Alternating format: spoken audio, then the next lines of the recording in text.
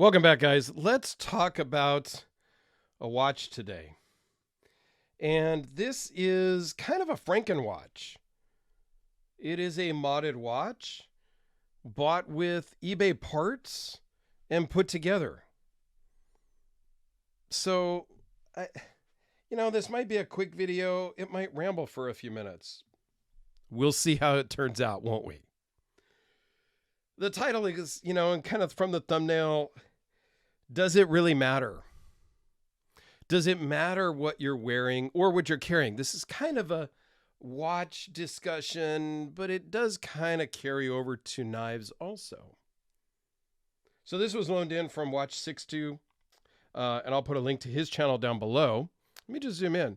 So this is a Seagull Type A pilot's watch, but it's got bits and pieces from eBay. So it is a Seagull movement, which is a 6498 movement with 46-hour power reserve, 17 joules, 18,000 beats per hour, hand wind mechanical watch.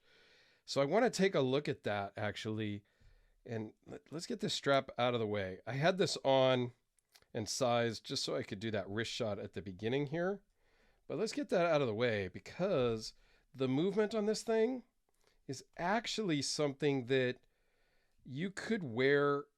I would almost wear it upside down if I could get the strap out of here. It was a little tough to get in the first place, so now it's hard to get back out. I mean, you could just wear this backwards. I think that would be cool, actually.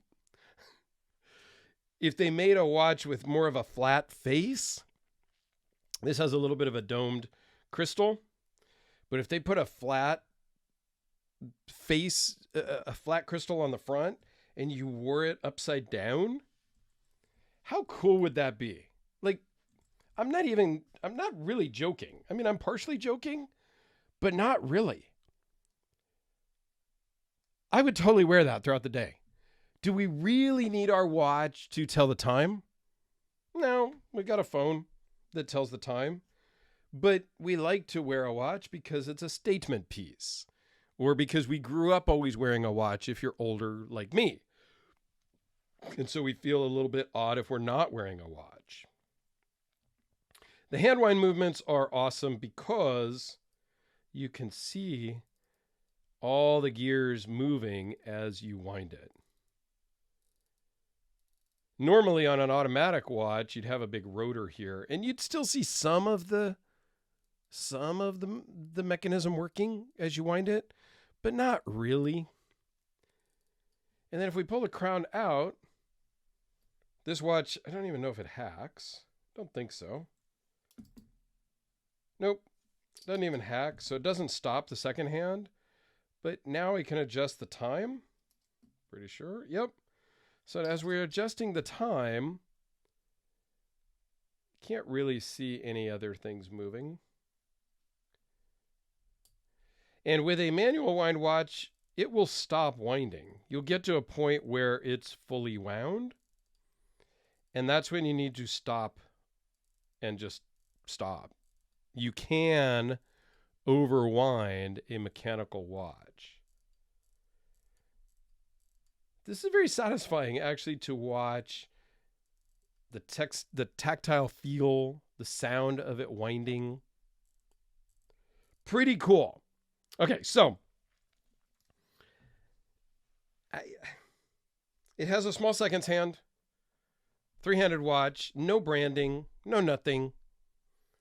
It's a 43 millimeter case, 22 millimeter lug, so you can put any kind of straps you want on this thing. It's just a cool watch. And so does it really matter if it's a eBay made modded watch, a Rolex, a Tudor, an Invicta, or an Omega? Just a few watches I thought I'd bring out just for the discussion aspect. Because I think we get caught up a lot in brand recognition, if you will. And I'm over that these days. Sure, I have some nicer watches, but I also have the Invicta. I have some Casio G-Shocks. I have some Casio World Timers. I have some other fashion watches, not Invicta, but like literally no-name brands. I'm trying to kind of get the Tudor here out of the light a little bit. But the fact that you're wearing a watch is enough. The fact that you're carrying a knife is enough. So you're carrying a Spyderco or a Kubi. You don't have to carry some multi-$1,000 knife to be part of the knife community.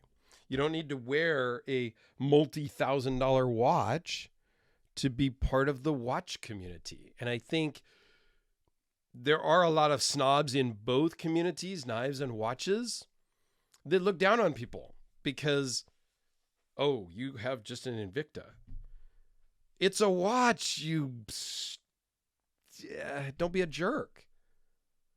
I bought this Invicta. I bought 2 Invictas way back in the day. Now, this one's crazy. It's like a 54 millimeter watch. It's like 24 millimeter thick or some stupid. Like, this is redunculous. Okay, I'm not even going to lie.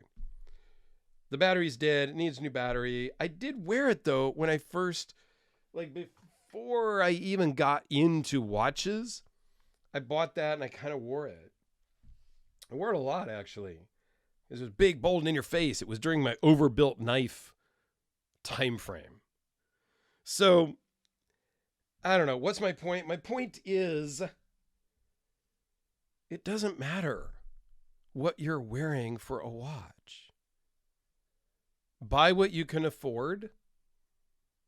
And if anybody gives you crap for having an eBay modded watch that looks fantastic, wears well, is fairly accurate movement, and somebody gives you crap, well, then you don't need that kind of negativity in your life. Move on. And sure, as you experience the hobby, you may start to move up. This was my first real luxury watch. I mean, I had a Tag Aqua Racer as my first entry into the luxury watch.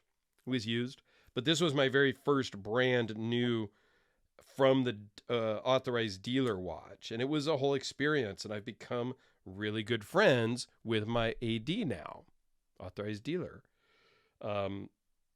We hang out. He just became a friend. Granted, I've spent thousands of dollars there now. Couple of watches in, some jewelry, all of that. But just enjoy the hobby. Everybody starts somewhere.